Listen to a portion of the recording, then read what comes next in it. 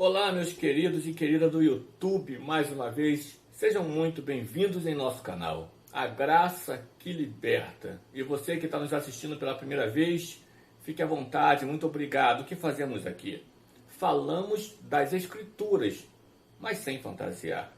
E hoje nós vamos falar duas verdades, sendo que a última é mais interessante, então assista o vídeo até o final para você entender. Duas verdades que no púlpito são passados como mentira, distorceram, embaçaram a verdade que realmente está nas Escrituras. Quais? Uma eu vou ler junto com vocês, a outra eu vou citar. João, capítulo 10, versículo 10. Tem um irmão que comentou comigo o seguinte: por que você faz isso? Isso o quê? Por que você fica desviando os irmãos da igreja, ensinando heresia? Eu falei, mas qual é a heresia que eu ensinei? Ele disse, você está fazendo o papel do diabo, porque ele veio para matar, roubar e destruir. João, capítulo 10, versículo 10, que é a citação desse irmão, o que está relatado ali é que quem veio roubar, matar e destruir, meu querido irmão, foi os ladrões, eram os religiosos da época. Aquele versículo, Jesus se autotitula o bom pastor.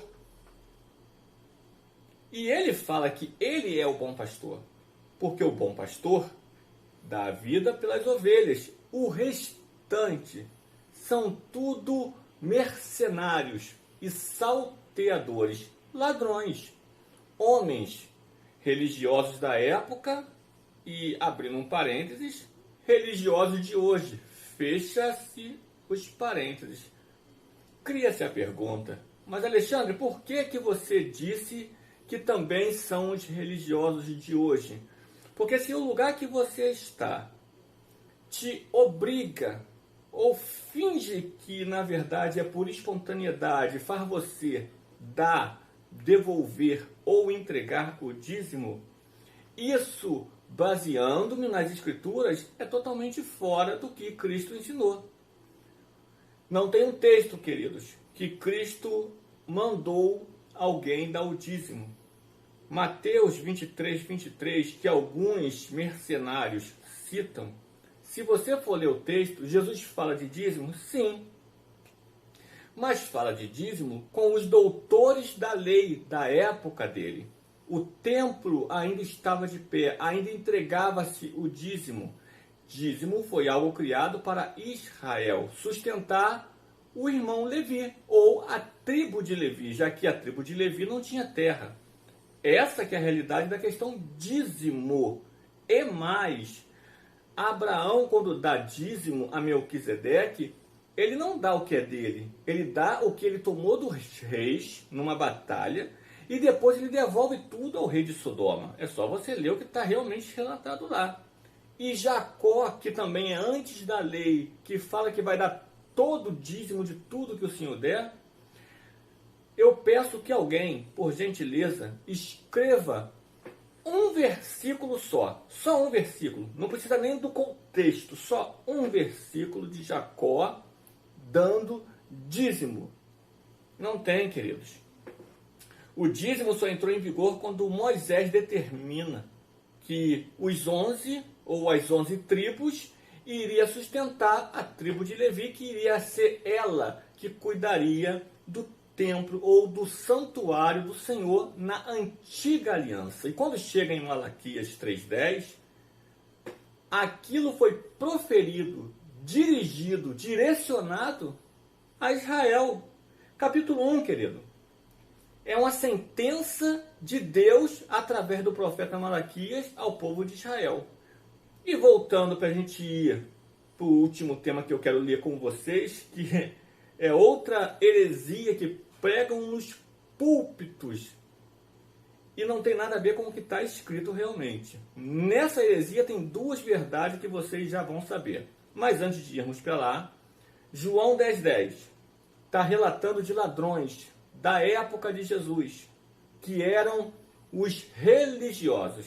E Jesus se titula realmente o bom pastor. O próximo texto está em Gálatas, um relato de Paulo, Gálatas 5, verso 19. Mas eu vou colocar na tela que eu quero que vocês leiam comigo, porque eu vou ler como é passado para a maioria das pessoas, mas logo em seguida eu vou ler como realmente é, sem fantasiar. Então na tela vocês vão ver o que está em Gálatas, capítulo 5, versículo de número 19. Eu vou ler como que passam. As obras do inferno é manifesta. É isso, queridos, que está? Não, não é isso.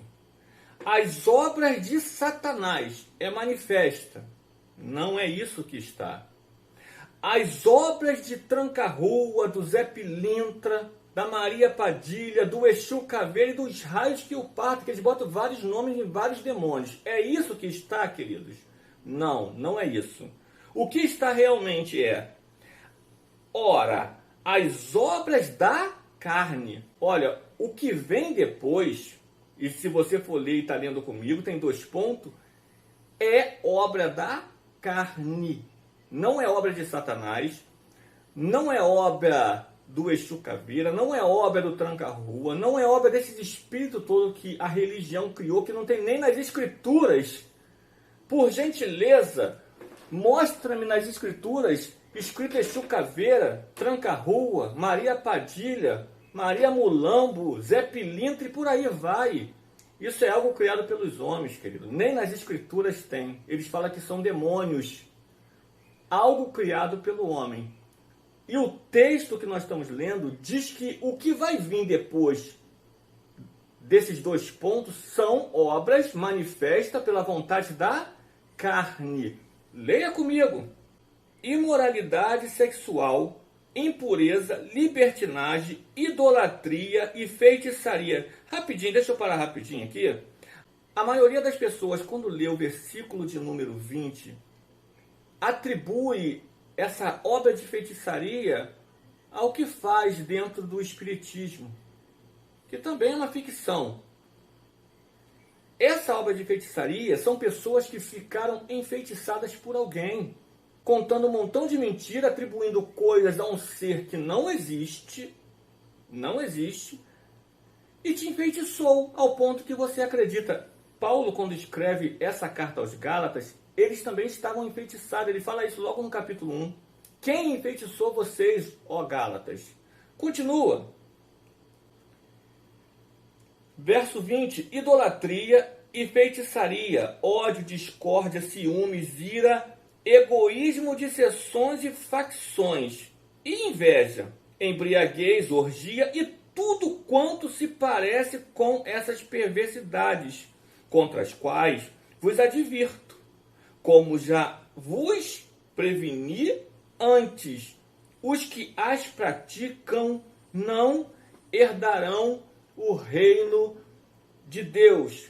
Aqui está a segunda mentira que é passada. Muitos tomaram posse como verdade, mas não é o que quer dizer as Escrituras.